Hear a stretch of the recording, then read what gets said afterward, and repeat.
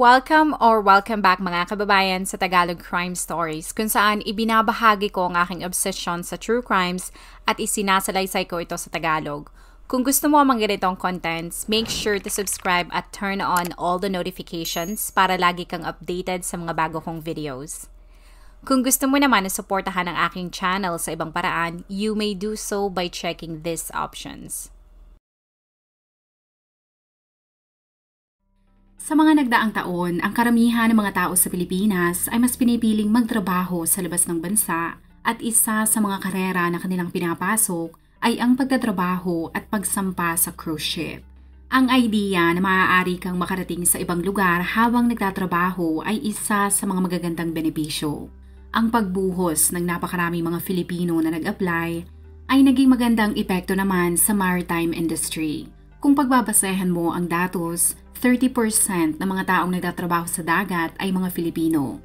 Ngunit katulad ng ibang mga trabaho, walang madaling paraan para kumita ng pera.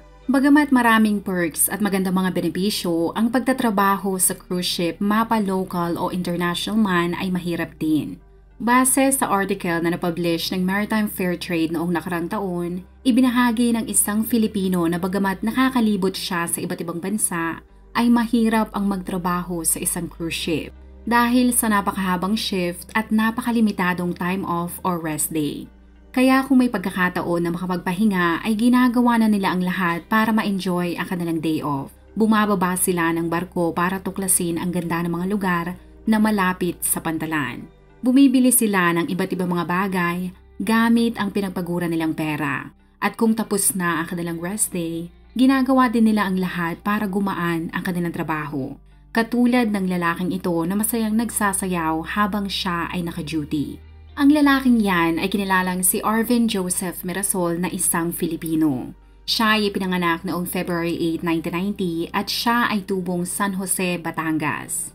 Katulad ng ibang kwento ng mga Filipinong nag-abroad, isa si Arvin sa mga taong may mataas na pangarap dahil gusto niyang maiahon ang kanyang pamilya sa hirap. Nang makagraduate siya sa Canosa Academy sa Lipa City, ay ipinagpatuloy niya ang kanyang pag-aaral sa University of Batangas. Wala sa report kung kailan siya nakasampa ng barko. Ngunit noong September 12, 2020, ay naging opisyal niyang kasintahan si Shermaine na isang Filipina na nagtatrabaho din sa parehong cruise ship na pinagtatrabahuhan niya. Si Shermaine ay mula sa San Jose, Batangas. Bukod sa pareho silang nagtatrabaho sa iisang barko, ay pareho din silang mga Batanggenyo. Yan ang ilan sa mga dahilan kung bakit naging maayos ang kanilang relasyon. Kung sila ay hindi nagtatrabaho, ay magkasama nilang binibisita ang iba't ibang mga lugar tulad noong November 2021. Sila ay makikita sa Alice Town, Bahamas.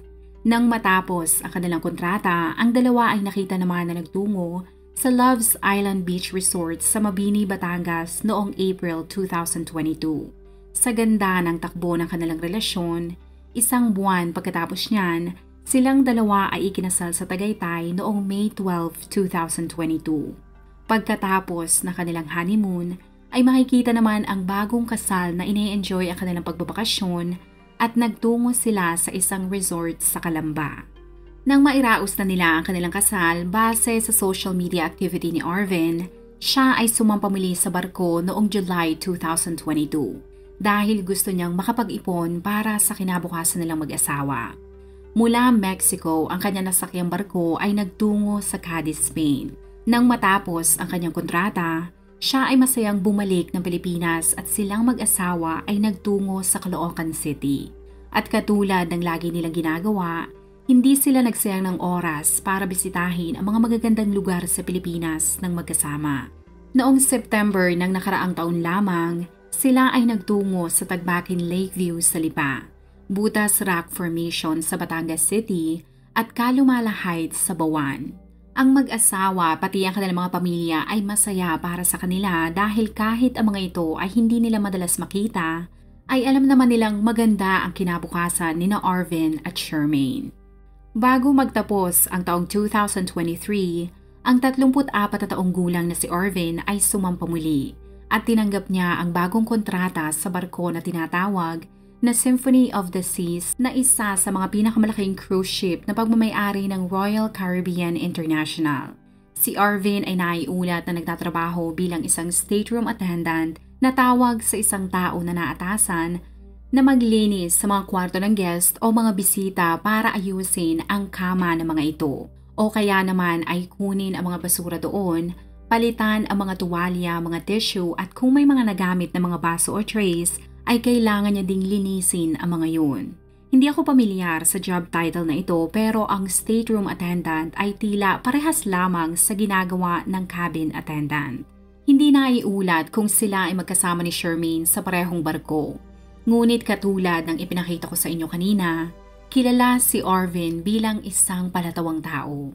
Base sa itinerary ng cruise ship, ang kanilang paglalakbay ay nagsimula sa South Florida. Tapos ang kanilang mga guests ay dadalhin nila sa Aruba, Curaçao, Haiti bago bumalik sa Fort Everglades. Ngunit ang management, mga kaibigan, katrabaho, kapamilya at pati publiko ay nagulat dahil ang pangalan ni Arvin ay naging laman ng bawat balita sa Estados Unidos nito lamang March 6, 2024. Now to his safety alerts, former Royal Caribbean employee is facing criminal charges after confessing to putting hidden cameras in guest rooms.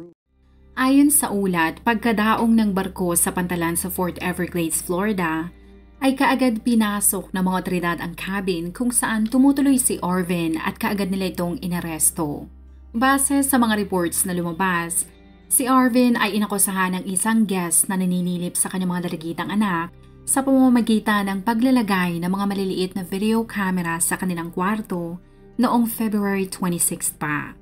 Pagkatanggap ng seryosong mga alegasyon na yan, ang management ng Symphony of the Seas ay kaagad inalertuhan ng mga otoridad sa Florida dahil doon ang kanilang susunod na destinasyon. Habang naglalayag at wala pa sa teritoryo ng Estados Unidos, ang mga otoridad sa Fort Everglades naman ay kinontak ang Department of Homeland Security dahil ang mga ito ang may jurisdiction sa paghawak ng kaso kung ang isang taong nasasakdal ay hindi US citizen. Habang hinihintay ng mga ito ang pagdating ng Symphony of the Seas sa pantalan ng Florida, ang management ng cruise ship ay ikinulong si Arvin sa kanyang cabin para hindi na ito makapambiktima pa. Noong March 3, pagkadaong ng cruise ship sa pantalan, kaagad itong inaresto at kinwestiyon ng mga otoridad. Sa loob ng ilang araw ay mariin ang pagtanggi nito at lagi niyang sinasabi na pawang mga kasinungalingan lamang ang akusasyon sa kanya. Ngunit ang hindi niya alam, hawak na pala ng mga investigador ang mga ebidensya na magdidiin sa kanya. Base sa mga reports, kasabay ng pag-aresto kay Arvin, ang kanyang cabin ay hinalughog ng mga otoridad. At doon ay nakuha ng mga ito ang kanyang cellphone, SD o memory card, isang USB stick at kanyang Apple Watch. Sa tulong ng computer forensics mula sa Broward Sheriff's Office, ay ipinakita nila ang napakaraming mga hubad na litrato at video ng mga menor de edad na babae. Isa sa mga kinuha nitong video ay makikita ang isang babae na naiulat na 10 taong gulang lamang. Ang batang yun na gusto lamang maligo ay walang kamalay-malay na kinukuhanan na pala siya ng video. Sa footage ay makikita ang paglalakad nito patungo sa banyo. Tinanggal niya ang kanyang mga damit at naligo. Kung ikaw ay isang ina o ama o may kapatid na batang babae, ay maaari kang ma-trigger sa ginawa ni Arvin. Dahil sa dalawang mga video na nakita ng mga otoridad na may habang 10 minuto, ay may anggulo na kitang-kita ang pribadong parte ng katawan ng mga ito. Bawat anggulo ng kanilang murang katawan ay kitang-kita sa dami ng video camera sa kanilang silid. Bukod sa mga videos at mga litrato, ang mga investigador ay nakakita din na talagang mahilig sa mga menor de edad si Arvin dahil base sa pag-iimbestiga ng computer forensics sa kanyang Android cellphone, lagi itong naghahanap ng tungkol sa mga hidden cameras o video camera na maliliit. Nakita din nila na madalas din siyang maghanap tungkol sa mga malalaswang mga termino tulad ng mga teenagers sa kama at sweet mga teenagers at mga teenagers na umiihi sa banyo. Ngunit ang mas nakakagulat ay kahit may mga ebidensya na nakuha mismo sa kanyang mga pagmamayari mga electronic devices, ay hindi pa rin tumiklop si Arvin Kaya ang sunod na ipinakita ng mga otoridad sa kanya ay isa sa mga video kung saan nahagip siya na naglalagay ng ilang pang mga maliliit na kamera sa isang kwarto ng kanyang guest.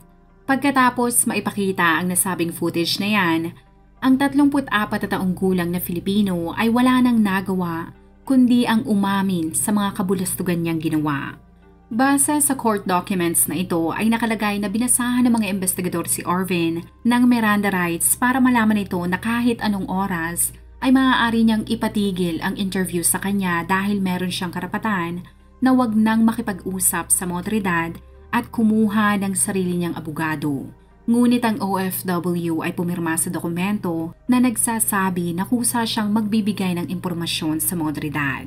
Doon ay inamin niya na nagsimula ang kanyang paninilip at paglalagay ng mga video cameras noong December 2023 na petsa kung kailan siya sumampa sa barkong Symphony of the Seas.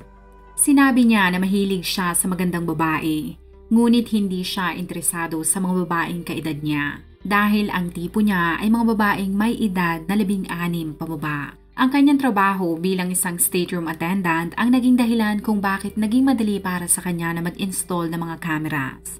Inamin ni Arvin na gamit ang kopya ng susi mula sa management, bukod sa paglilinis ng kwarto ng kanyang mga guests, ay isinasabay niya ang pag-i-install ng mga video cameras.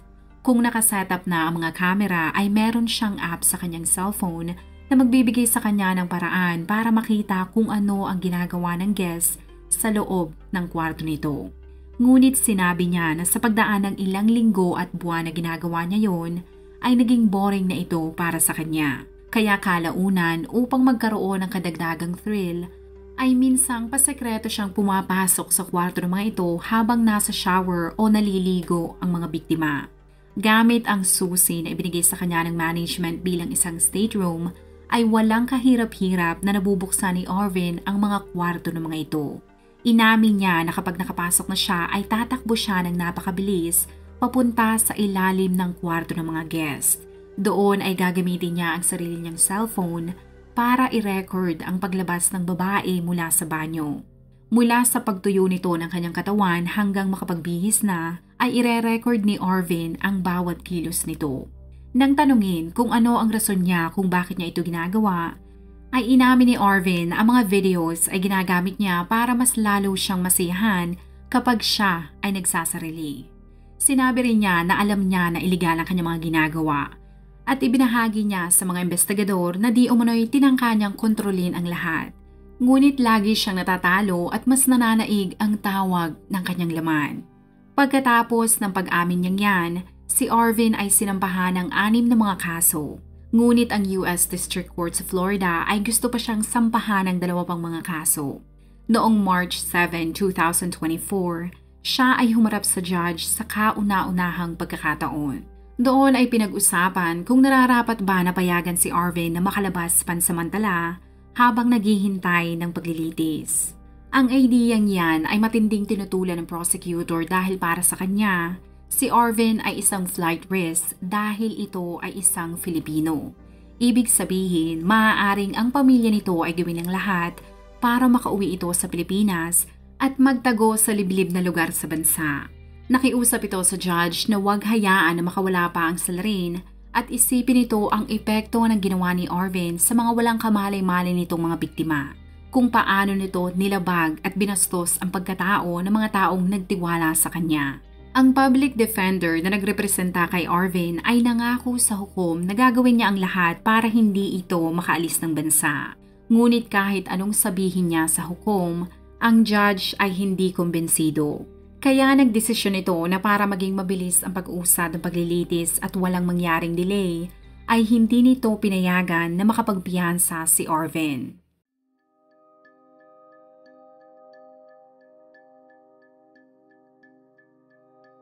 As of this recording, si Arvin ay nakakulong sa isang koreksyonal sa South Florida habang naghihintay sa petsa ng paglilitis. Dahil hindi siya US citizen, may malaking posibilidad na mag-plead siya ng guilty sa mga kasong isinampa sa kanya, kapalit ng mas mababang sentensya upang mabilis siyang makauwi ng Pilipinas. Kung matapos na niya ang kanyang sentensya, Katulad ng ibang mga hindi US citizen na nakulong sa Estados Unidos, siya ay madedeport kaagad pabalik ng Pilipinas. Ang Symphony of the Seas na dating employer ni Orvin ay kaagad nagbigay ng statement at sinabi nila na mataas ang kanilang standards sa kinukuha nilang mga empleyado. Kaya hindi sila nagdalawang isip na tanggalin agad ito sa kanilang payroll pagkatanggap nila ng reklamo tungkol sa ginawa ni Orvin.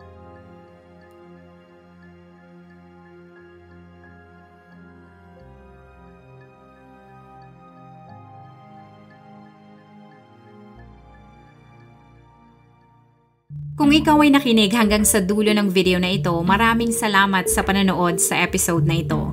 Please consider leaving a comment or i-like ang video na ito. At kung may kaso ka na gusto mong i-cover ko, please let me know. Magandang araw sa iyo, kabayan.